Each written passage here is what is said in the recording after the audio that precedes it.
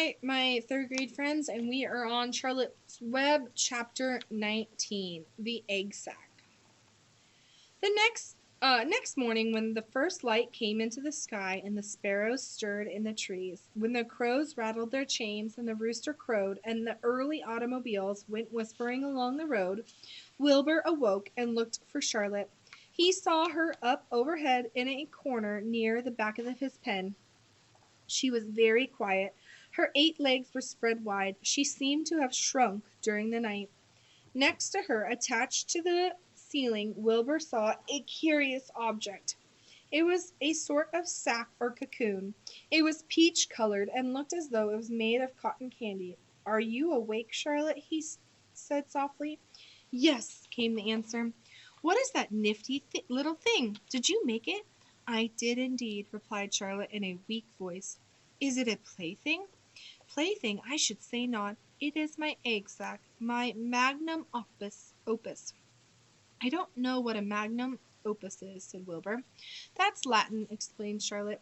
It means great work. This egg sac is my great work, the finest thing I've ever made." "What's inside it?" asked Wilbur. "Eggs?" 514 of them," she replied. 514, said Wilbur. "You're kidding." "No, I'm not. I counted them. I got started counting, so I kept on, just to keep my mind occupied." "It's a perfectly beautiful egg sac," said Wilbur, feeling as happy as though he had constructed it himself. "Yes, it is pretty," replied Charlotte, patting the sack with her 2 front legs. "Anyway, I can guarantee that it is strong. It's made out of the toughest material I have. It is also waterproof. The eggs are inside and will be warm and dry." "Charlotte," said Wilbur dreamily, "are you really going to have 514 children, if nothing happens?" "Yes," she said. "Of course, they won't show up until next spring." Wilbur noticed that Charlotte's voice sounded sad. "What makes you sound so downhearted? I should think you would be terribly happy about this." "Oh, don't pay attention to me," said Charlotte. "I just don't have much pep any more. I guess I feel sad because I won't ever see my children." "What do you mean you won't ever see your children?" "Of course you will. We'll all see them. It's going to be simply wonderful next spring in the barn cellar with 514 baby spiders running around all over the place. And the geese will have a new set of goslings, and the sheep will have their new lambs." "Maybe," said Charlotte quietly. "However, I am feeling I'm not going to see the results of last night's efforts. I don't feel good at all. I think I'm languishing, to tell you the truth." Wilbur didn't understand the word languish, and he hated to bother Charlotte by asking her to explain. But he was so worried he felt he had to ask. "What does languish mean?"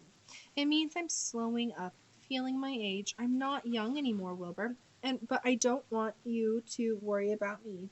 This is your big day. Look at my web. Doesn't it show up well with the dew on it?" Charlotte's web never looked more beautiful than it looked this morning. Each strand held dozens of bright drops of early morning dew. The light from the east struck it and made it plain and clear. It was a perfect piece of designing and building. In another hour or two a steady stream of people would pass by, admiring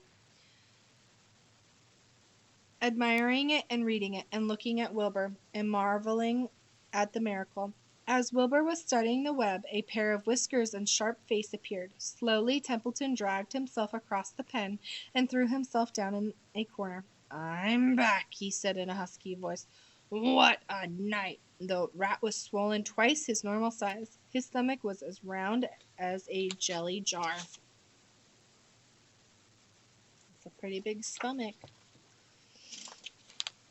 "What a night!" he repeated hoarsely. "What feasting and carouseling! A real gorge! I must have eaten the remains of 30 lunches. Never have I seen such leavings, and everything well ripened and seasoned with the passage of time and the heat of the day. Oh, it was rich, my friends, rich." "You ought to be ashamed of yourself," said Charlotte in disgust. "It would serve you right if you had an acute attack of indigestion." "Don't worry about my stomach," snarled Templeton. "It can handle anything. And by the way, I've got some bad news. As I came past the pig next door, the one that calls himself Uncle. I noticed a blue tag on the front of his pen. That means he's won first prize. I guess you're licked, Wilbur. You might as well relax. Nobody is gonna hang any medal on you. Furthermore, I wouldn't be surprised if Zuckerman changes his mind about you. Wait till he gets a hankering for some fresh pork and smoked ham and crisp bacon. He'll take the knife to you, my boy. Be still, Templeton, said Charlotte. You're too stuffed and bloated to know what you're saying. Don't pay any attention to him, Wilbur. Wilbur tried not to think about what the rat had just said. He decided to change the subject. Templeton, said Wilbur, if you weren't so dopey, you would have noticed that Charlotte has made an egg sac. She's going to become a mother. For your information, there are 514 eggs in that peachy little sack. Is this true? Asked the rat, eyeing the sack suspiciously. Yes, it's true, sighed Charlotte. Congratulations, murmured Templeton. This has been a night. He closed his eyes, pulled some straw over himself, and dropped off into a deep sleep. Wilbur and Charlotte were glad to get rid of him for a while. At 9 o'clock, Mr. Arabelle's truck rolled into the fairgrounds and came to stop at Wilbur's pen. Everybody climbed out. Look, cried Fern. Look at Charlotte's web. Look what it says. The grown-ups and the children joined hands and stood there studying the new sign. Humble, said Mr. Zuckerman. Now, isn't that just the word for Wilbur? Everyone rejoiced to find that the miracle of the web had been repeated. Wilbur gazed up lovingly into their faces. He looked very humble and very grateful. Fern winked at Charlotte. Lurvy soon got busy. He poured a bucket of warm slops into the trough, and while Wilbur ate his breakfast, Lurvy scratched him gently with a smooth stick. Wait a minute, cried Avery. Look at this. He pointed to the blue tag on Uncle's pen. This pig has won first prize already. The Zuckermans and the Arabelles stared at the tag. Mrs. Zuckerman began to cry. Nobody said a word. They just stared at the tag. Then they stared at Uncle. Then they stared at the tag again. Lurvy took out an enormous handkerchief and blew his nose very loud. So loud, in fact, that the noise was heard by the stable boys over at the horse barn. Can I have some money? Asked Fern. I want to go out on the midway. You stay right where you are, said her mother. Tears came to Fern's eyes. What's everybody crying about? Asked Mr. Zuckerman. Let's get busy. Edith, bring the buttermilk. Mrs. Zuckerman wiped her eyes with her handkerchief. She went to the truck and came back with a gallon jar of buttermilk. Bath time, said Zuckerman cheerfully. He and Mrs. Zuckerman and Avery climbed into Wilbur's pen. Avery slowly poured buttermilk on Wilbur's head and back, and as it trickled down his sides and cheeks, Mr. and Mrs. Zuckerman rubbed it into his hair and skin. Passers-by stopped to watch. Pretty soon, quite a crowd had gathered. Wilbur grew beautifully white and smooth. The morning sun shone through his pink ears. He isn't as big as the pig next door, remarked one bystander, but he's cleaner. That's what I like. So do I, said another man. He's humble, too, said a woman, reading the sign on the web. Everybody who visited the pig pen had a good word to say about Wilbur. Everyone admired the web, and of course nobody noticed Charlotte. Suddenly a voice was heard on the loudspeaker. Attention, please, it said. Will Mr. Homer Zuckerman bring his famous pig to the judge's booth in front of the grandstand? A special award will be made there in 20 minutes. Everyone is invited to attend. Crate your pig, please, Mr. Zuckerman, and report to the judge's booth promptly.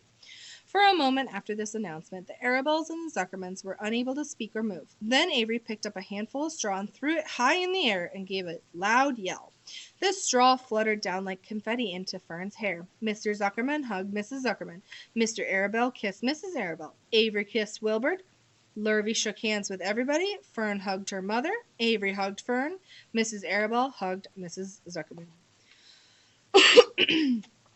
Up overhead, in the shadows of the ceiling, Charlotte crouched unseen, her front legs encircling her egg sac. Her heart was not beating as strongly as usual, and she felt weary and old, but she was sure at last that she had saved Wilbur's life, and she felt peaceful and contented. We have no time to lose, shouted Mr. Zuckerman. Lurvy, help with the crate. Can I have some money? Asked Fern. You wait, said Mrs. Arabelle. Can't you see everybody is busy? Put the empty buttermilk "Jar into the truck," commanded Mr. Arabelle. Avery grabbed the jar and rushed to the truck. "Does my hair look all right?" asked Mrs. Zuckerman. "Looks fine," snapped Mr. Zuckerman as he and Lurvy set the crate down in front of Wilbur. "You didn't even look at my hair," said Mrs. Zuckerman. "You're all right, Edith," said Mrs. Arabelle. "Just keep calm." Templeton, asleep in the straw, heard the commotion and awoke. He didn't know exactly what was going on, but when he saw the men shoving Wilbur into the crate, he made up his mind to go along. He watched his chance, and when no one was looking, he crept into the crate and buried himself in the straw at the bottom. "All right, boys," cried Mr. Zuckerman. "Let's go." He and Mr. Arabelle, Lurvy, and Avery grabbed the crate and boosted it over the side of the pen and up into the truck. Fern jumped aboard and sat on top of the crate. She still had straw in her hair and looked very pretty and excited. Mr. Arabelle started the motor. Everyone climbed in and off they drove to the judge's booth in front of the grandstand. As they passed the Ferris wheel, Fern gazed up and wished she were in the topmost car with Henry Fussy at her side. Okay, that's the end of chapter 19. Please do your discussion questions, and we'll